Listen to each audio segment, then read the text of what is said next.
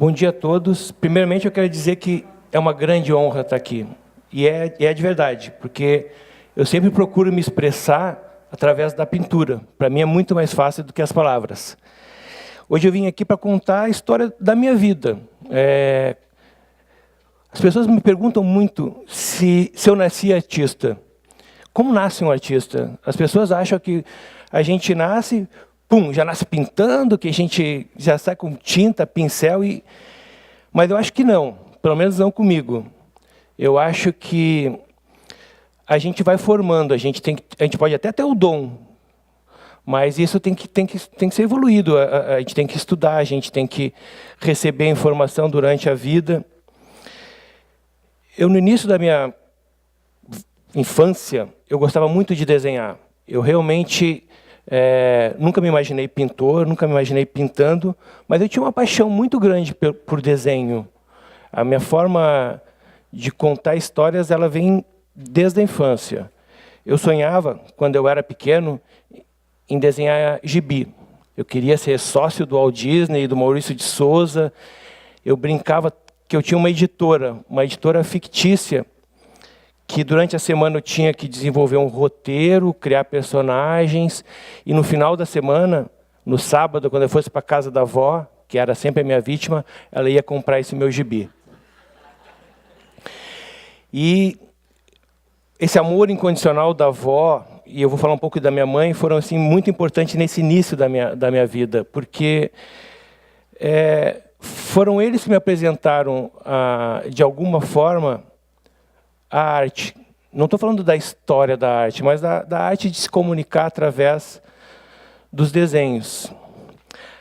A gente vai crescendo, vai talvez ficando um pouco distante daquele sonho de ser sócio do Walt Disney, do Maurício de Souza, e de ter uma editora em quadrinhos. Mas o desenho sempre foi uma coisa importante na minha vida. Sempre... Se eu não estava estudando, eu estava desenhando no fundo do caderno, aquelas coisas de moleque. Quando eu tinha mais ou menos 17 anos, eu perdi o meu pai muito cedo, e a minha mãe achava que eu era a solução da família, porque eu desenhava super bem, que eu ia um dia desenhar para o maior jornal da cidade, de Porto Alegre. Ela teve a ideia... um dia de ligar para o jornal, falar que ela conhecia um grande ilustrador, um desenhista maravilhoso, ela não falou que era o filho dela, e que precisavam que conhecessem meu trabalho. Ela conseguiu uma entrevista. Um dia ela me acorda, diz, filho, consegui uma entrevista para você. E eu, aquela cara de sono, onde, mãe, o quê? Lá no jornal, na 0 Hora, você vai lá e mostra seus trabalhos. Eu, que trabalho, mãe? O que eu vou mostrar para eles? Não, vem cá, vem cá.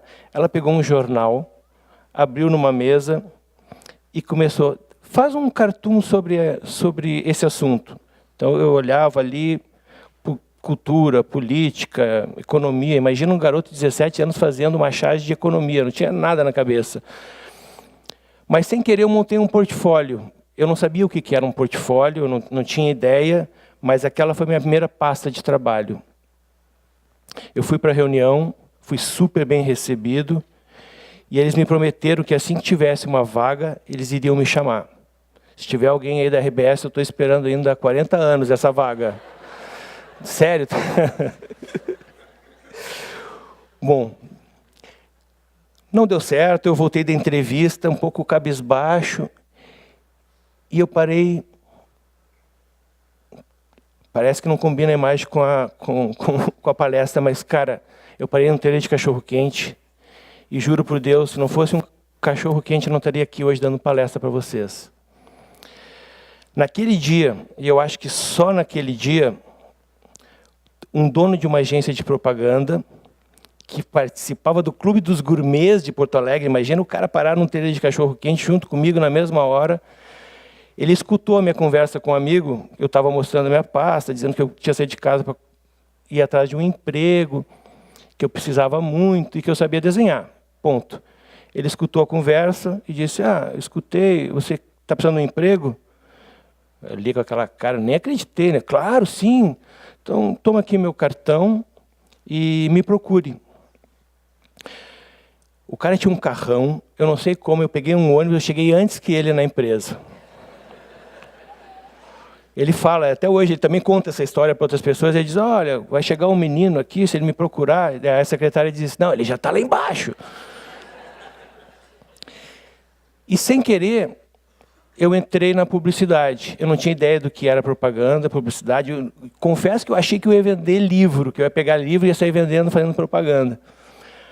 Mas acontece que naquela época não existiam computadores ainda. Então, precisavam de pessoas para desenhar as ideias dos publicitários, dos diretores de arte, dos redatores. Alguém tinha que traduzir aquilo através de arte. Então, existiam verdadeiros ateliês dentro das agências. Hoje em dia, claro, tem computador, tem softwares, o Photoshop, o Illustrator, você monta um anúncio em pouco tempo. Mas imagine que naquela época a gente tinha que desenhar, tinha que fazer, dar forma para uma propaganda de jornal, um anúncio de revista. E foi assim que eu comecei a despertar interesse pelas artes, porque tinha muita tinta, tinha muito pincel, e ali foram meus primeiros contatos com a arte. O tempo foi passando, eu, de estagiário, cheguei a diretor de criação dessa agência. Depois de alguns anos, eu recebi um convite e vim para Florianópolis para trabalhar também em outra agência de propaganda, já com computador, tinha passado bastante tempo. E em algum momento da minha vida, me convidaram para uma reunião em que eu precisava criar uma campanha para Casa Cor, que é uma mostra de decoração, não sei se vocês conhecem. E eu pensei em fazer uma coisa diferente. Eu sentei na minha mesa, o computador grande na frente, e eu vou largar o computador e vou fazer um cartaz feito à mão. Eu tenho só essa imagem, eu não tenho cartaz, mas era mais ou menos uma cadeira com olhos, e o conceito da campanha era convidando as pessoas a ver a sua casa criar vida.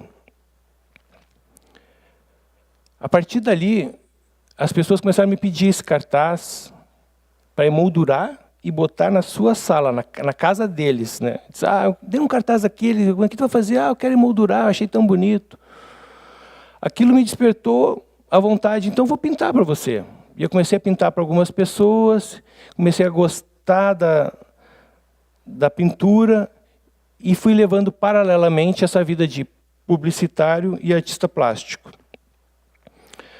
Não sei se vocês conhecem a rotina de um publicitário, ela é intensa, né? Eu saía da agência às vezes às 8, 10 da noite. Se eu pudesse, ainda queria ver minhas filhas acordadas, eu ficava com elas até dormir, eu entrava no ateliê para pintar depois das 11 da noite e pintava até as 2, 3 da manhã. E por uns 10 anos essa foi a minha vida, assim. Nesse período começaram a aparecer as exposições, eu fui expondo gradativamente por Florianópolis, fui levando a minha arte a cada vez lugares mais longes, e aconteceu um convite para expor em Paris. Imagina para um artista plástico, puxa, é um ícone, né? Você expor em Paris, no bairro dos artistas, no Marais, ao lado do Museu Picasso, aquilo para mim, nossa, era icônico, era um momento assim que marcou, que limitou uma nova fase da minha vida. Eu fiz tudo certo, eu pintei as obras, despachei, viajei para Paris numa sexta-feira, cheguei no sábado, a exposição era a segunda. Curti o final de semana, Torre Eiffel, Louvre, tá? Segunda-feira fui na alfândega tirar as obras, fechada. Feriado, a posse do Sarkozy. Imagina o desespero. Conversei com o dono da galeria, vamos cancelar, amanhã está aberto. Não, imagina, já passei convite para todo mundo, não tem mais como cancelar. Então tá bom. Então eu fui numa loja de artigos de desenho, pintura. Claro que não dava para pintar uma exposição, mas desenhar dava. Eu passei a tarde desenhando, colei os desenhos na parede e fui receber as pessoas do jeito que eu podia. E um pouco antes de ter ido, eu convidei o Juarez Machado, que é um artista catarinense que mora em Paris há muitos anos, e cara, esse cara me ajudou muito. Quando ele entrou na exposição, ele olhou assim, deu errado alguma coisa. E aí eu expliquei para o Juarez, puxa, Juarez, aconteceu isso, mas amanhã eu vou trazer as obras. E ele falou para mim, não se preocupe, o pessoal aqui em Paris vem para beber vinho e não vai nem ver que não são teus quadros. Cara, e o pior é que assim, foi muito legal, não tinha, até o embaixador do Brasil apareceu na exposição dos desenhos. Mas o final foi que eu vendi todos os desenhos e depois todas as pinturas. O final é feliz, mas foi assim muito tenso, né? A partir dali começaram a surgir várias exposições. Recentemente eu voltei da Art Basel em Miami, mas tem uma exposição que marcou um novo momento da minha arte. Foi ali que eu comecei a entender que eu podia pintar ou colocar minha arte à disposição de mais pessoas. Numa exposição em Porto Alegre, um empresário comprou 2 quadros meus e me deu um cartão. Lá em Porto Alegre as pessoas têm mania de dar cartão, né? Ele me deu um cartão e disse, olha, me procura amanhã de manhã, vai lá na minha empresa. E eu, claro que eu vou, né? Vou vender mais quadro para esse cara. Mas eu chegando lá, para minha surpresa, ele era dono de uma grande fábrica de confecção, de roupa espalhada por todo o Brasil, e ele me convidou para criar uma linha. E foi aí que eu entendi o alcance que a minha obra podia começar a tomar. Em vez de eu pintar um quadro no meu ateliê, para um cliente que vai pegar e vai levar para sua casa e ele vai usufruir mais do que todo mundo, claro. Eu podia, assim, fazer uma arte, colocar numa outra superfície, que hoje eu faço isso em chocolate, em xícara, em ventilador, em tapete, e cada vez mais chega a mais pessoas. Existe um cliente que tem 120 mil pontos no Brasil, imagina a dimensão que isso toma. Isso, para mim, eu acredito nisso. Eu sei que nem todo artista pensa da mesma forma, mas eu acredito, eu quero que o meu trabalho chegue o mais longe possível, porque eu tenho uma mensagem para passar com a minha obra. Eu tenho uma mensagem de amor, eu quero que as pessoas sejam mais felizes. Eu sempre procuro, sobre qualquer tema que eu vá pintar uma coisa alegre, um sentimento. E quando você vê alguém no Facebook escrevendo comprei meu primeiro Luciano Martins, parece que ele comprou um quadro. E aí eu vou lá investigar, porque eu sou super detetive de Facebook, né? Eu disse, que quadro é esse? Lá em Manaus. Não era um quadro, era uma caneca. E aí, puxa, eu percebo que deu certo, a mensagem foi, né? A superfície pode ser uma tela, mas pode ser um quadro. E quando você chega em outras superfícies mais acessíveis, você começa a chegar também nas crianças, que hoje é um dos motivos para eu pintar cada vez mais, para eu sair mais tarde do meu ateliê e chegar mais cedo. Porque a criança não compra o quadro, mas ela compra o artista. E, para minha felicidade, eu recebo semanalmente uma escola por semana na minha galeria. Tem escolas no Brasil inteiro estudando a minha obra. E aí eu começo a entender que essa pode ser a minha contrapartida por tudo que eu vou conquistando, oferecer para a sociedade, que é acesso, pelo menos, à arte, à cultura, porque, de alguma forma, eu acho que eu sou uma porta de entrada. Não quer dizer que as crianças tenham que gostar do meu trabalho, mas o meu trabalho ele é mais fácil da criança se identificar, e depois ela vai evoluindo para outros gostos. Aqui tem uma foto mostrando crianças, mas isso é muito bacana, porque deixa a minha galeria assim, iluminada pelo resto do dia. O ano passado foram 86 escolas na galeria, a gente está falando de mais de 1000 crianças. Quando você percebe uma criança olhando para uma tela dessa forma, você vê que faz sentido. Às vezes a gente acha que a criança não consegue entender e captar todas as mensagens, mas acreditem, as crianças estão lendo todo tipo de informação o tempo inteiro. Eu fiz uma exposição retrospectiva no SIC, em que foram muitas escolas lá, e foram quase 3.000 crianças. E essa foto emblemática é uma foto de uma avó com um neto, de mãos dadas. E eu fui conversar com essa avó e agradecer por ela ter levado o neto, e ela disse para mim, não, agradeça para o meu neto, é ele que está me trazendo aqui. Faz 50 anos que eu não entro no museu. Cara, e aí pronto, para mim basta, né? O ciclo está completo. Essa foto é emblemática, são netos e vós, todo mundo curtindo. Esse sorriso ele conta muito para mim. Mas a partir daí eu entendo que a arte pode sim ser um agente de transformação social. Ela pode dar voz para muitas causas. Eu hoje estou participando de mais de 100 ONGs, instituições, com causas inúmeras. Mas da forma que eu posso contribuir. A forma que eu posso contribuir é exatamente dando voz para elas, criando marcas, ajudando em campanhas institucionais. Eu faço essa doação toda noite. Eu paro 1 a 2 horas por dia, que era aquele horário que eu ia para a tele, que hoje eu não vou mais, estou chegando em casa, para fazer isso.